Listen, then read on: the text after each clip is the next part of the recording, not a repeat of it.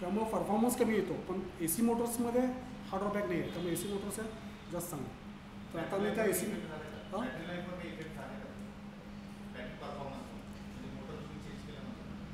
नाही नाही बॅटरी लाईफचा मी तो काही नाही.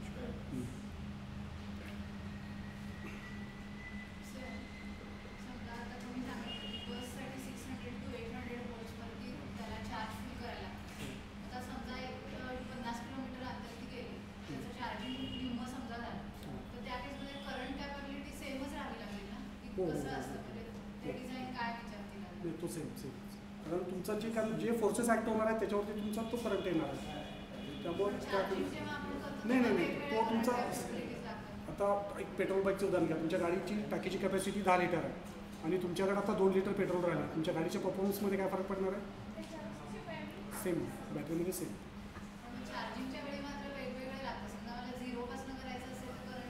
हो हो हो तो फ्लोट तो कशामध्ये तो फक्त आपण लीड ॲसिड बॅटरीसाठी चालतो. लीड ॲसिड बॅटरीमध्ये तो करंट व्हेरी होतो, त्याला फ्लोट टाईप म्हणतात. फ्लोट टाईप म्हणजे सुरुवातीला ज्यावेळी बॅटरी डीप डिस्चार्ज आहे, म्हणजे माती 72 वोल्टची बॅटरी आहे, डीप डिस्चार्ज आहे माझं 68 किंवा 65 आहे बॅटरीचं, तर त्यावेळी जो स्टार्टिंग करंट घेतो तो 20 अँपियर्सनं घेतो. माझा 20 अँपियरचा चार्जर आहे. जसं जसं माझं बॅटरीचं व्होल्टेज वाढत जाईल, 72ला येईल त्यावेळी तो 10 अँपियरला येणार, 76ला गेलो तर तो 5 अँपियरला येणार. तो फ्लोट टाईप असतो लीड ॲसिड बॅटरीचा चार्जर. पण जे लिथियम बॅटरीचे चार्जर आहे तो फ्लोट टाईप नाही आहे, तो CCCV आहे. Constant current constant voltage constant same. फ्लोटमध्ये काय होतं, अँपियर कमी होतो आणि व्होल्टेज वाढत जातं. CCCVमध्ये नाही, लिथियममध्ये तो नाही. लिथियममध्ये CCCV टाईपचा होतं.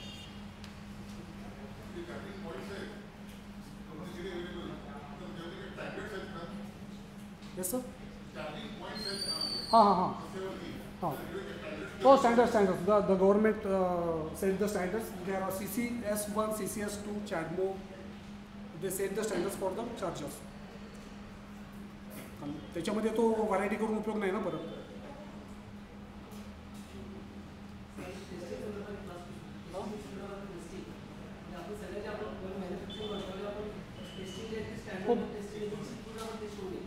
हो सुरुवातीला ज्या काही ठराविक टेस्ट आहेत, म्हणजे आता 38 असेल, AS 38 आहे.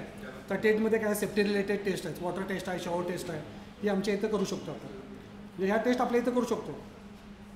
म्हणजे गाडीवरती पाणी मारून व्होल्टेज चेक करायचं. व्होल्टेज चेक करायचा काय प्रकार असो, व्हेकलमध्ये व्होल्टेज लिकेज होते का, पॉझिटिव्ह टू चासीस, निगेटिव्ह टू चासीस, किती व्होल्टेज येते. त्यानंतर रजिस्ट 36 ओमचा, माझा 72 ऑपरेटिंग व्होल्टेज आहे, त्यामुळे मला 36 हाफ ऑफ द व्होल्टेज 36चा रजिस्टन्स टाकून परत मला ते चेक करायचं आहे. मग त्याची फॉर्म्युला असते, त्याचा तो फॉर्म्युला आहे, टेस्टिंगचा तो फॉर्म्युला आहे. त्याच्यामध्ये बसतं का, तर जर वेटमध्ये असेल तर तो मोर दॅन 500 ओम यायला पाहिजे, 500 ओमपेक्षा जास्त यायला पाहिजे. आणि ज्यावेळी तुमची गाडी तुम्ही रेन वॉटरमध्ये किंवा शॉवर टेस्ट झाली तर तो ओम जो रेजिस्टन्स जो यायला पाहिजे तो मोर दॅन 100 ओम यायला पाहिजे.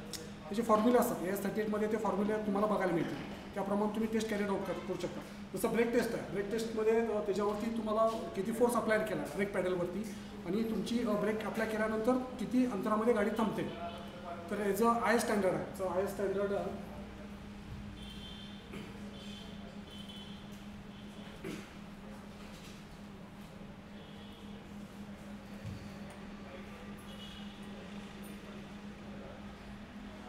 त्याच्यामध्ये MFDD दिलेलं असतं, मीन फोर्स डेव्हलपमेंट डिॲक्सिलरेशन. तर ह्याचा फॉर्म्युला दिलेला आहे, VB² minus V1² divided by 25.90 S1 म्हणजे टाईम दिलेला आहे परत खाली. तर तुम्ही तुमच्या इथं पण तुम्ही ही टेस्ट कॅरी आउट करू शकता. GPS लावून किती अंतरमध्ये, इथं मी ब्रेक मारला, इथून किती अंतरमध्ये गाडी जाऊन माझी थांबली, तर ह्या टेस्ट तुम्ही कॅरी आउट इथं करू शकता. जशी रेंज टेस्ट आहे, रेंज टेस्ट आपण आपल्या लोकलच्या ह्याच्यामध्ये खूप वेळ लोड टाकून आपण करू शकतो. कुठलं? हां हो नाही डायनोचा त्यांचा जो येतो तो डायनोचा, कारण त्यांच्याकडे ते सिम्युलेटरवरती ते मॉडेल त्यांचं ठरलेलं असतं, किती ॲक्सिलेटर द्यायचं, काय द्यायचं, हे द्यायचं त्यांचं ठरलेलं असतं.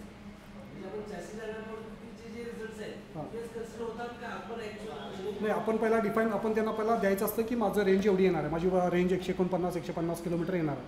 जर तुम्ही रेंज टेस्ट फेल गेली +-5% असतं, तुम्ही रेंज टेस्टला फेल गेला तर तुमची दुसरी रेंज टेस्ट होते, त्यावेळी जे खरेल ते पकडतं. जर फेल गेली तर हां म्हणजे तुम्ही डिफाईन केले 150 किलोमीटर आणि तुमची रेंज आली 125 आल्या, फेल गेली तर आणखीन एक टेस्ट ते घेतात. तर त्याचवेळी जर 125 आली तर तुमची डिक्लेअर 125.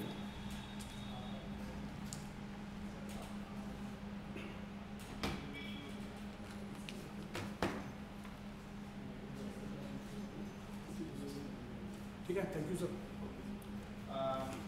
सरांनी आपल्याला आज चांगल्या पद्धतीनं मार्गदर्शन केलेलं आहे. सरांनी आपल्याला जे ॲक्च्युअल जे डिझाईन आहे सांगितले इलेक्ट्रिकलमध्ये आणि मेकॅनिकलमध्ये ते पण आपल्याला सांगितले की कसे आपल्याला पॅरामीटर चेंज करून आपल्याला डिझाईन हे करता येईल, म्हणजे टॉप कॅल्क्युलेशन असेल, पॉवर कॅल्क्युलेशन असेल. आणि नंतर सरांनी आपल्याला ARI जे लेजिस्लेटिव्ह गव्हर्नमेंट ऑफ इंडियाची ऑथॉरिटी आहे त्यात जे काही डॉक्युमेंटेशन आहे, काही नॉमेनक्लेचर आहे, त्यानुसार आपल्याला कसं डिझाईन करायचं हे पण सरांनी आपल्याला सांगितलं. त्याबद्दल सरांचे खूप खूप आभार. आणि सरांनी तर आम्हाला आज मार्गदर्शन करून पुनर्साठी आभार.